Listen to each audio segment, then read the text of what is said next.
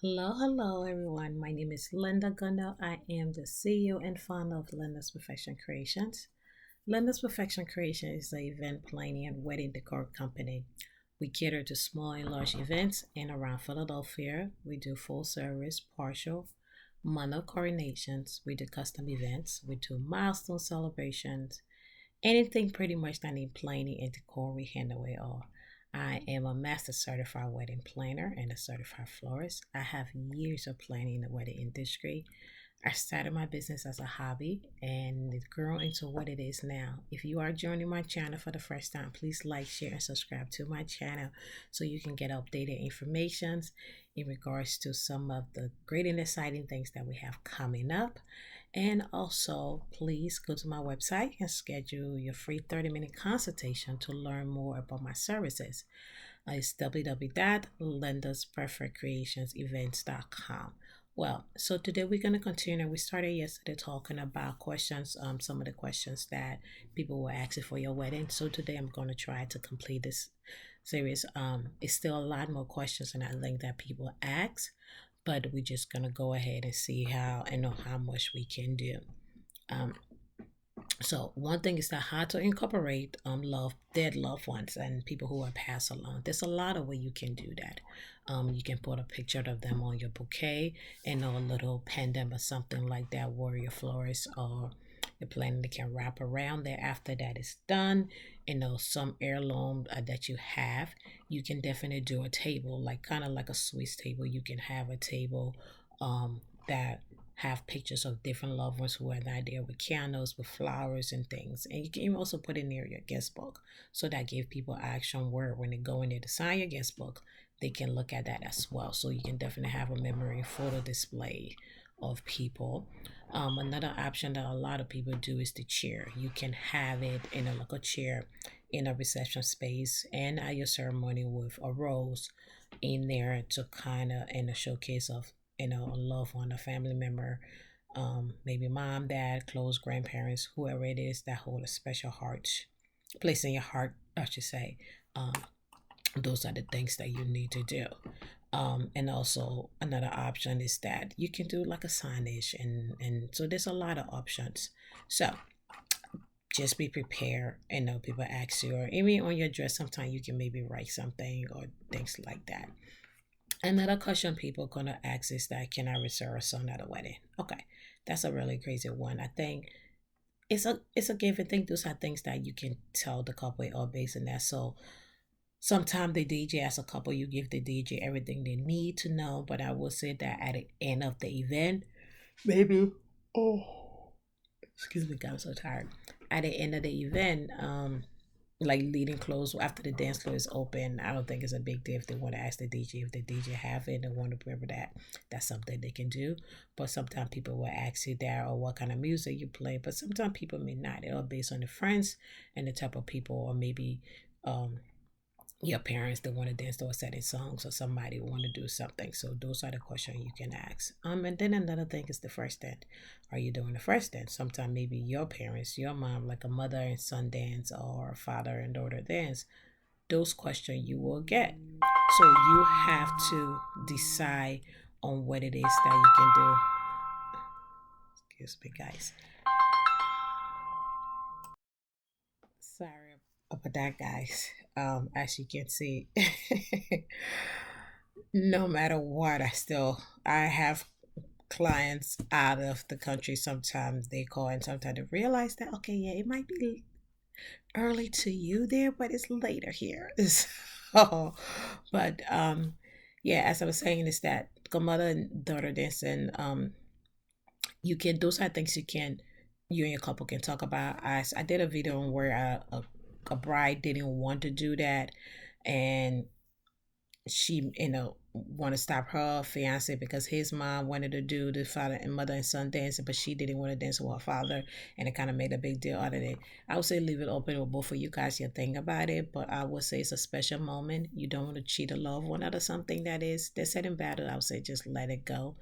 The certain things you can it saves you a whole lot of headache if you can do that. But I would say talk about it in your event. If you both don't want to do it, then that's understandable. If one person want to do it, there's nothing taboo. Or one person doing a dance and another person not doing a dance. It's okay. It's your wedding. You can make it and do whatever you want to do. And I would say another major thing is that who's going to be in your wedding party. Okay, you have to pick close people. Pick people who's going to give speeches. Or sometimes family member want, oh, this mom and dad maybe want to get your uncle or your great uncle. No, be very careful who you have to give speech and advice to. Sometimes people might say things that may ruin your wedding. They might say a lot of things. So when it comes to speeches and advices, I would say be very careful who do your toast. Even the same thing with your bridesmaid and your groomsmen. Pick the people who you know truly love and care for you, who will be supportive, not people who would just be there just because of the party reason. Trust me, you see a lot of things change once you get it married because people behavior and things change a lot. So make sure you are picking the right people. Know these friends in and out. Don't just put people in there because you want this whole big wedding and you think the whole world should be there. So be very careful with that. And people might ask you how stressed you are about wedding planning. Wedding planning in general is stressful. Is one of the top 10 stressed by four is one of the top 10 stressful business in the world activity at all. I know that I'm a wedding planner. As you can see, my phone is ringing. It's literally, late, and my phone is ringing all the time. So be very careful who you help you that choose to help you with your event. Make sure you pick a professional. If you are doing yourself, have everything in line to make sure things go the way it's supposed to do. Don't just pick anybody, not anything, but be very, very careful. Because it can cause you a lot of stress. And do your checklist, do things early at time. So that you don't have to get part of. I normally tell all my couples this is almost like 30 days before your wedding. I need to make sure that everything is done. Anything that's left should be little fine line things that's little things. You don't want to have everything leading 3 months down to your wedding. You are freaking like crashing and you feel like you want to drain everything out of you, just exhausted.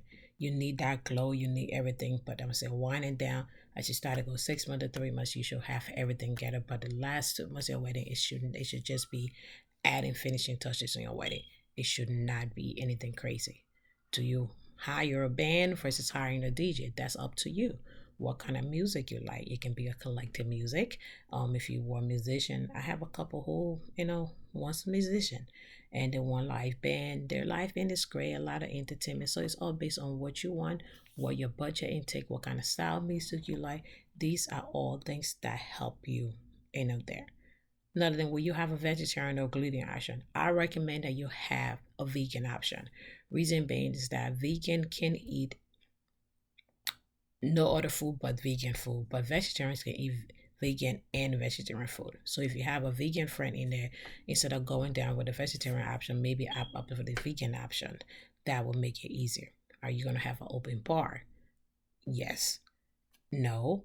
Maybe cash bar. Those are things you need to decide early on based on your budget. People will ask that question so they know what to expect.